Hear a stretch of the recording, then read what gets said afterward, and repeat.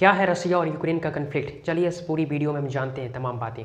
अगर आप पिछले एक महीने से न्यूज़ चैनल पर जा रहे होंगे तो आप वहाँ पे सिर्फ एक ही चीज़ देख रहे होंगे कि कैसे रसिया ने यूक्रेन पे हमला किया, कैसे यूक्रेन ने रसिया पे हमला किया। लेकिन इस वीडियो में मैं आपको पूरी बातें क्लियर कर दूंगा।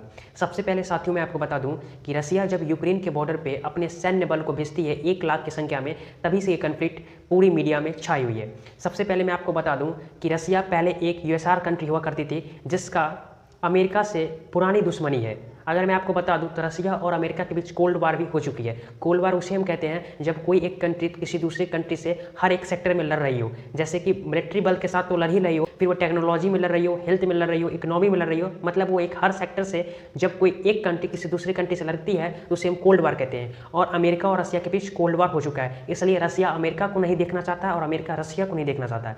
अगर हम यूक्रेन की बात करें तो यूक्रेन से भी रसिया की जो कन्फ्लिक्ट है इसी मुद्दे को लेकर है। सबसे पहले मैं आपको बता दूं कि जब यूएसआर टूटी थी 1991 में, तो रसिया के साथ साथ 15 देश अलग हो गए थे, जिसमें जॉर्जिया, पोलैंड और यूक्रेन ऐसे ही तमाम देश उसके आसपास के बॉर्डर शेयर करते हैं। अगर वही अमेरिका की बात करें तो अमेरिका ने एक नाटो बनाई है, जिस नाटो में लगभग 30 देश हैं, और इसी नाटो के कारण आज यूक्रेन रसिया कन्फ्लिक्ट हो रही है। सबसे पहले मैं आपको साथियों बता दूं, जब यूक्रेन से प्रस्ताव आया कि वह नाटो को ज्वाइन करने वाले हैं, इसी बात से व्लादिमीर पुतिन को बहुत गुस्सा आया और तभी से कन्फ्लिक्ट हो रही है।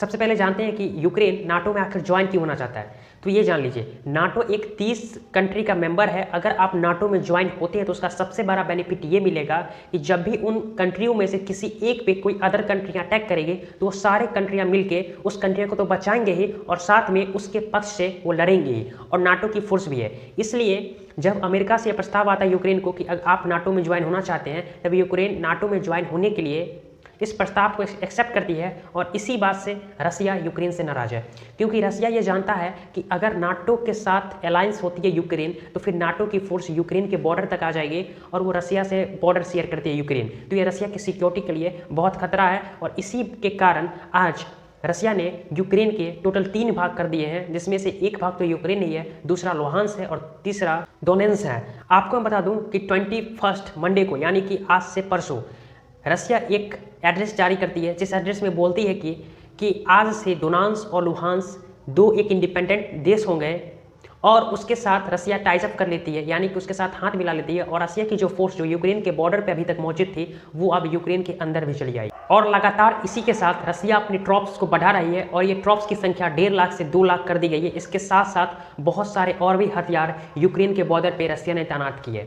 लेकिन जब रसिया यूक्रेन में एंट्री मारती है तब अमेरिका इस पर पूरी तरह से सेंसेशन लगाने के लिए तैयार बैठा था, और उसके बाद यूएनएससी की मीटिंग तत्काल बुलाई जाती है और उसमें सेंसेशन लगाई जाती है। अगर मैं आपको इंटरनेशनल सेंसेशन की बात करूं तो इस पे ब्रिटेन ने सेंसेशन लगा दिया, अमेरिका ने सेंसेशन लगा दिया कि अमेरिकी कोई भी बिजनेसमैन उसके साथ ट्रेड नहीं करेंगे और वहाँ पे इन्वेस्टमेंट नहीं होगी। कहाँ पे?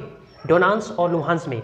अगर हम जर्मनी की बात करें तो जर्मनी ने अपने प्रोजेक्ट जो कि रसिया के साथ उसका नॉर्थ टू स्ट्रीम जो पाइपलाइन था, गैस पाइपलाइन, उस पर उसने रोक लगा दिया है, और जितने भी और कंट्रीज थे उसने भी इस पर सेंसेशन लगाई है। और इसी के साथ रसिया यूक्रेन के कन्फ्लिक्ट को लेके आपको इसका इम्पैक्ट पूरे स्टॉक मार्केट पे दिख रहा होगा, पूरे ग्लोबल मार्केट पे दिख रही है। अगर हम बात करें तो रसिया दुनिया की सबसे गेहूं निर्यात देश है। सबसे ज़्यादा अगर वीट प्रोड्यूसर कोई कंट्री है तो है रसिया, और इस कन्फ्लिक्ट को लेके वीट प्रोड्यूस हो नहीं रही है। और अगर वीट के अलावा हम देखें तो रसिया नेचुरल गैस भी प्रोड्यूसर है, जिसके कारण आज नेचुरल गैस की कीमतें लगातार बढ़ रही है पूरे ग्लोबली। और अगर रसिया का यूक्रेन से युद्ध होती है तो आपको देखने को मिलेगा कि कैसे इन्फ्लेशन बहुत तेज़ी से बढ़ जाएगी, क्योंकि नेचुरल गैस और वीट कहीं ना कहीं रसिया और यूक्रेन से ही होकर गुजरती है। और अगर हम स्टॉक मार्केट की बात करें तो आप देख रहे हैं कि रसिया और यूक्रेन के कन्फ्लिक्ट को लेकर कैसे स्टॉक मार्केट लगातार गिर रही है। ये भी रसिया और यूक्रेन के ही कन्फ्लिक्ट के कारण हो रही है। आपको मैं बता दूं कि जब भी कोई आपस में 2 कंट्रियां लड़ती हैं तो वहाँ पे जितने भी इन्वेस्टर उस कंट्रियां में इन्वेस्ट किए रहते हैं वो पैसे को निकालने लगते हैं, और जब पैसा किसी कंट्री से निकलने लगता है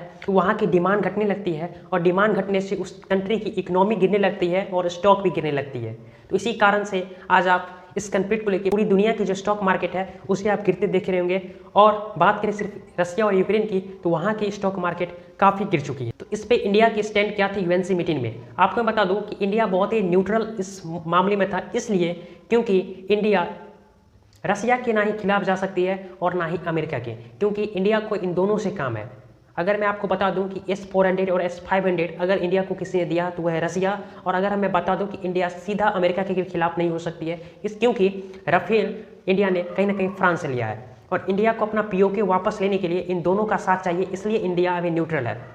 अगर मैं आपको बता दूं कि चाइना भी इस पर न्यूट्रल है, क्योंकि चाइना अगर जानती है कि अभी मैंने अगर रसिया के अपोजिशन में बोला, अपोजिट में बोला, तो जो मैं वियतनाम कब्जा करने का जो प्लानिंग कर रहा हूँ, ये प्लानिंग मेरी खराब हो जाएगी। क्योंकि उस वक्त हमें ये बोला जाएगा कि जब रसिया ने यूक्रेन पे कब्जा किया तब तो आप इसके खिलाफ थे, तो ये गलत हो रहा है, लेकिन आज आप जब वियतनाम पे कब्जा करें तो आप इसे बोल रहे हैं सही, इसलिए इस पर चाइना भी चुप्पी साधे हुई है। अब इस वीडियो में बात है ओपिनियन की बात। अगर मैं अपनी ओपिनियन रखूं तो अभी रसिया बहुत सही कर रही है, क्योंकि अगर आप ही सोचिए कि आपका कोई दुश्मन है, वो आपसे 50 किलोमीटर की दूरी पे रह रहा हो, और आपका कोई मित्र जो आपके घर के बगल में है वो उस बंदे को अपने घर में आके रख ले, तो ये आपके लिए खतरा हो सकती है। बिल्कुल ऐसा ही यहाँ पे रसिया के साथ हुआ है। अगर नाटो यूक्रेन के साथ एलाइज हो जाती है तो नाटो की फोर्सेस यूक्रेन में आ जाएंगे और ये रसिया के लिए खतरा है। इसलिए यहाँ पे रसिया जो भी किया है वो बिल्कुल सही किया। आपको मैं एक बात और बता दूँ कि जब जॉर्जिया 2008 में जब नाटो के साथ मिलना चाहती थी तो जॉर्जिया के साथ भी रसिया ने कुछ ऐसा ही किया था, और वही हाल आज आपको यूक्रेन के साथ देखने को मिल रहा होगा।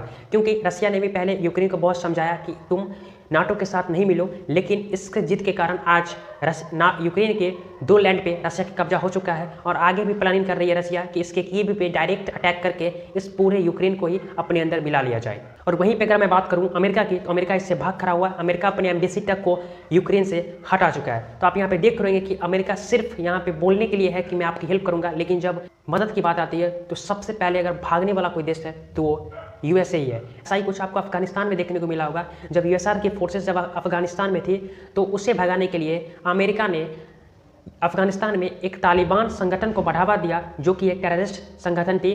उसने रसिया को तो भगाया ही, साथ साथ अमेरिका को भी भगाया। तो आप यहाँ पे देख रहे हैं कि जितने भी टेररिस्ट हैं अगर उसे कोई सपोर्ट कर रहा है तो अमेरिका कर रहा है, और यहाँ पे जो भी कुछ रसिया ने किया है वो बिल्कुल सही किया है। तो इस वीडियो को करते हैं यहीं पे समाप्त। आशा करता हूँ कि आप इस पूरी वीडियो में रसिया यूक्रेन कन्फ्लिक्ट के बारे में समझ गए होंगे। तो वीडियो पसंद आई हो तो वीडियो करें शेयर और चैनल करें सब्सक्राइब। धन्यवाद।